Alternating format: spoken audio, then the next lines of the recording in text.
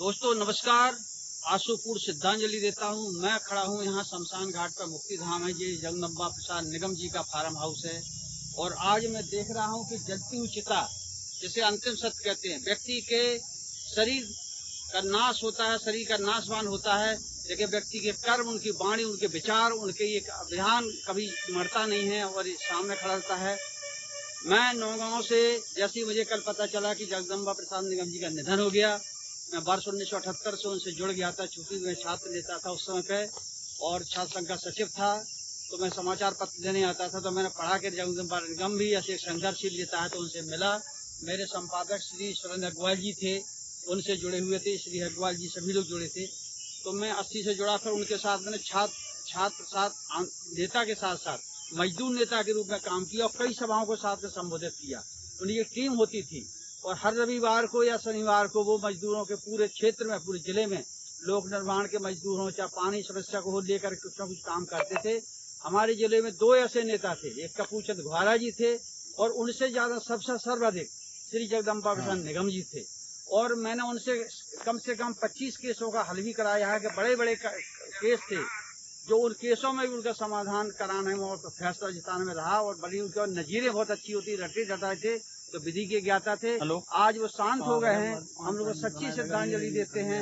आप सभी से कहते हैं कि हमारे बुंदेलखंड के गांधी का निधन जरूर हो गया शरीर से, लेकिन आत्मा के विचार आज भी हमारे बीच है। और जब तक दुनिया रहेगी, छतरपुर जिला रहेगा। ये मेडिकल कॉलेज की बात है तो मेडिकल कॉलेज भी है, पानी की बात है तो पानी की बात है। जहाँ भी है एक संघर्ष के रूप में उनकी उपस्थिति, उनके हस्ताक्षर श्री जगदम्बा प्रसाद निगम के होते थे। आज उनकी चिता है, उनको श्रद्धांजलि समर्पण करते हैं और उनकी आत्मा को शांति प्रार्थना करते हैं। आप सभी से निवेदन है कि उनके विचारों को लेकर के छतरपुर संघर्ष करते रहें। ओम शांति, ओम शांति, ओम शांति, ओम शांति।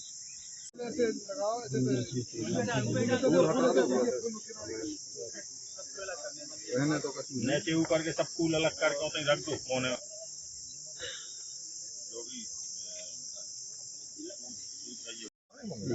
मैं हमारे भूतपूर्व विधायक श्री उमेश शुक्ला जी हमारे बीच में, और आज हमारे बुंदेलखंड के गांधी कहलाने वाले श्री जगदम्बा निगम जी आज हमारे बीच शांत हो गए हैं। तो उनके अनुभव से उमेश जी भाई साहब बताएं थोड़ा, कैसा निगम साहब का आपका साथ रहा क्या? हाँ बोलो ना।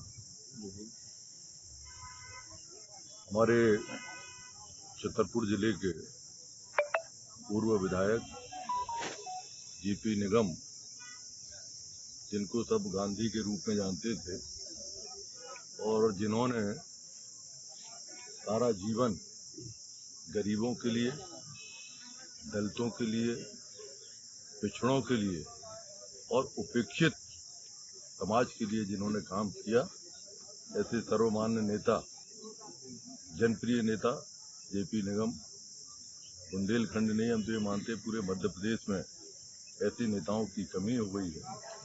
और ऐसे नेता जो जमीन से जुड़ कर के लोगों की समस्याओं को लेकर क्षेत्र के विकास के लिए काम करने वाले नेता बहुत कम है, और मैं उनको अपनी ओर से श्रद्धांजलि अर्पित करता हूँ। हमारे बीच में पूर्व मंत्री आप नाती राजा विक्रम सिंह जी राजनगर विधायक, माननीय राजा साहब, आपका छतरपुर के उत्तराधिकारी आप इसके हैं। माननीय विधायक जी 3 बार रहे निगम साहब, आप श्रद्धांजलि किस तरह से देते हैं? मेरे परिवार के लिए हमेशा उनका एक मार्गदर्शन रहता था। मेरे लिए व्यक्तिगत वो प्रेरणा स्रोत थे, जिन्होंने मुझे राजनीति में लाए और मुख्यधारा राजनीति के जोड़ने वाले स्वर्गीय निगम साहब ही थे। हमारे माननीय आलोक पज्जन भैया जी, पज्जन चाचा जी, जो कि वर्तमान विधायक है छतरपुर के, और आपका किस तरह से उनका आशीर्वाद मिला संघर्ष? बाबू जी का सदैव आशीर्वाद रहा और बाबूजी की सदैव इच्छा रहती थी कि मैं राजनीति में आऊं, और बाबूजी मुझे हरदम ये प्रेरणा देते रहे कि राजनीति में आना है, छतरपुर के लिए काम करना है। और बाबूजी ने हरदम जो रास्ता दिखाया है उस रास्ते पे चलने का प्रयास किया है। और आज तो यही कहूँगा कि राजनीति के एक युग का अंत हुआ है और बाबूजी की राजनीति हमेशा मुद्दों और उसूलों की राजनीति रही है। गरीबों और असहाय मजबूरों के लिए उन्होंने काम किया है और अब ये राजनीति, जहाँ तक इस तरह की राजनीति करने वाले ना राजनेता हैं और ना समाज में ऐसे लोगों को अब देखा जाता है। हमारे बीच में भारतीय जनता पार्टी के जिलाध्यक्ष मलखान सिंह जी जिलाध्यक्ष महोदय मलखान सिंह दाऊ साहब, आपका किस तरह से श्रद्धा सुमन अर्पित करती है अपने नेता के? पहले तो मैं उनके चरणों में श्रद्धा सुमन अर्पित करता हूँ और सबसे बड़ी बात है कि हमारे तो वो राजनीतिक गुरु ही थे। उन्हीं से हम लोगों ने सभी पूरी राजनीति सीखी है। उन्हीं के आदर्शों पर चलते हुए आज मैं जिलाध्यक्ष भारतीय जनता पार्टी का हूँ। मैं उन्हीं का आशीर्वाद ही मानता हूँ कि उनके आदर्शों पर चलकर मैं आज इस स्टेज पर पहुँचा। हमारे बीच में गोविंद सिंह टोरिया जी जिलाध्यक्ष बात करते हैं। आप किसान नेता हैं, बताइए आप। मैं बचपन से 30 वर्ष पहले बाबूजी से जुड़ चुका था। जब मुझे ये पता नहीं था कि ये कितनी बड़ी शख्सियत है। केवल एक वे प्रेम करते थे, बच्चों से इस नाते जुड़ा और मैं आज जो कुछ भी हूँ सब उन्हीं की देन है। मेरी पहचान उन्हीं की दी हुई है और ऐसे नेता जो कहते थे वो करने वाले नेता थे। माननीय कांग्रेस के अध्यक्ष महोदय जी, भाई साहब, आपका विधायक जी के प्रति किस तरह का स्नेह रहा, कैसा आशीर्वाद प्राप्त हुआ? माननीय बाबूजी हमारे पारिवारिक सदस्य के रूप में थे। 14 साल की उम्र में उनके साथ में मैंने काम किया और लगातार उनके साथ में काम करते रहे। वो गरीबों के लिए काम करते थे, स्वच्छ राजनीति करते थे, जमीनी राजनीति करते थे। तो एक राजनीति के युग का अंत हो गया है। हमारे बीच में बात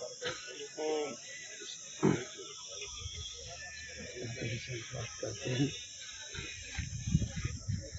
मैं देख रहा हूँ कि हमारे बीच में मातृशक्ति बैठी हैं। जब कोई ऐसी भारतीय संस्कृति में कोई महिला किसी के हिंदू धर्म में संस्कार में नहीं आती है, लेकिन मुझे लगता है कि पिता के रूप में स्वीकार करने वाली बहन जी, थोड़ा सा क्या बाबूजी के बारे में क्या कहेंगे?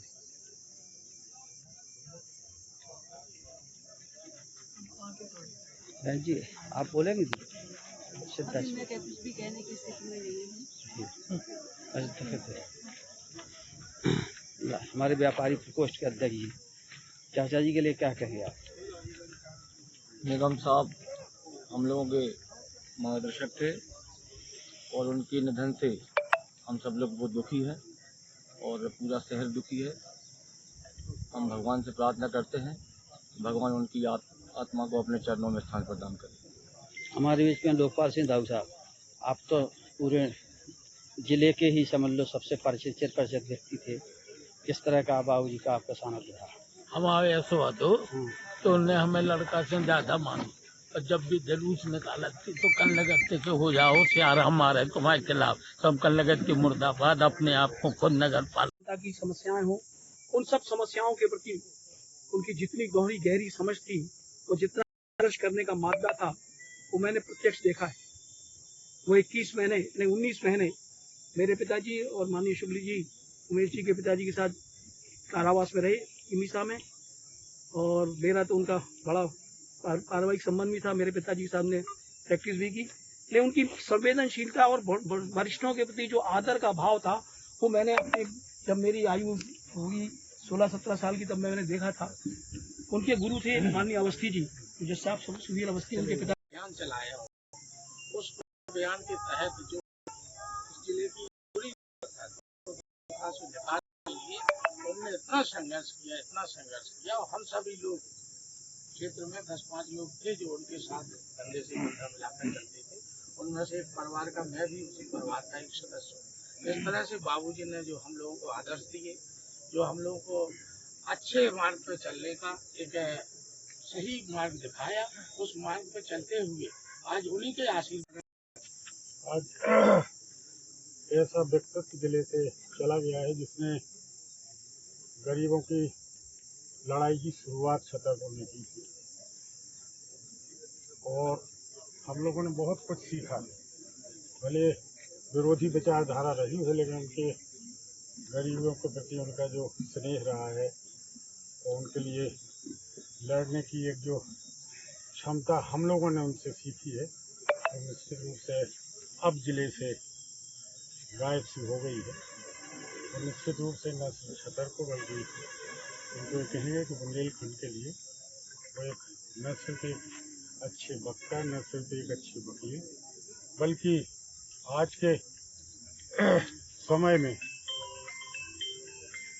जिस तरह की परिस्थितियां हैं उनसे लड़ने वाला वो एक जुझारू नेतृत्व हमारे बीच से चला गया है, जिसकी पूर्ति आज्ञा पालक है। ऐसा व्यक्तित्व मैंने अपने जीवन में नहीं देखा। मुझसे बहुत प्रसन्न रहते थे, कहते तुम्हारी वाणी में बहुत दम है और तुमको एक बार विधानसभा में पहुंचना चाहिए।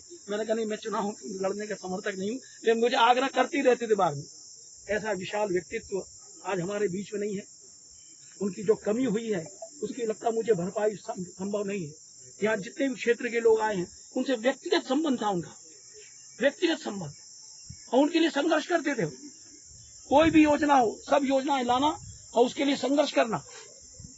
और मुझे तो यहाँ तक मैंने उनको विधानसभा में बोलते हुए देखा, मैंने ऐसा विधानसभा का नियम का पालन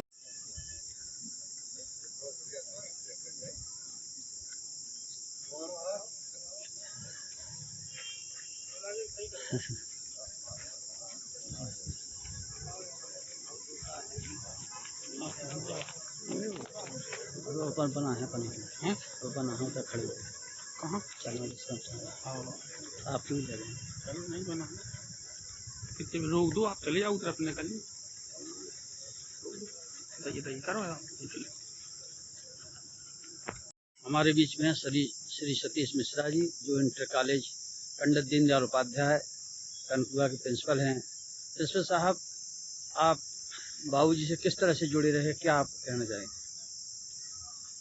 आदरणीय बाबूजी हमारे परिवार के मार्गदर्शक थे, अभिभावक थे, और हमारे दादा जी जैसे थे, हमारे पिताजी लोगों के पिता तुल्य थे। और हमारा परिवार लगभग 40 वर्षों से आदरणीय बाबूजी से जुड़ा रहा।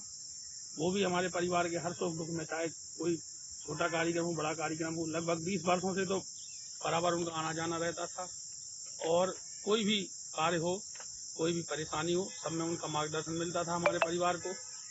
और यही है कि आज जब से उनका देहावसान हुआ है, कल से हमारा पूरा परिवार व्यथित है।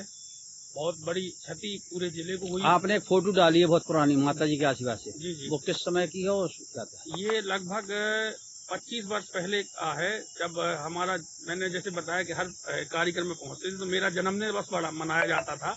अखंड रामायण का पाठ प्रतिवर्ष होता था 30 अक्टूबर को, तो उसमें बाबूजी प्रतिवर्ष पहुंचते थे। उनके पास एक स्कूटर था, बहुत सहज और सरल व्यक्तित्व के धनी थे।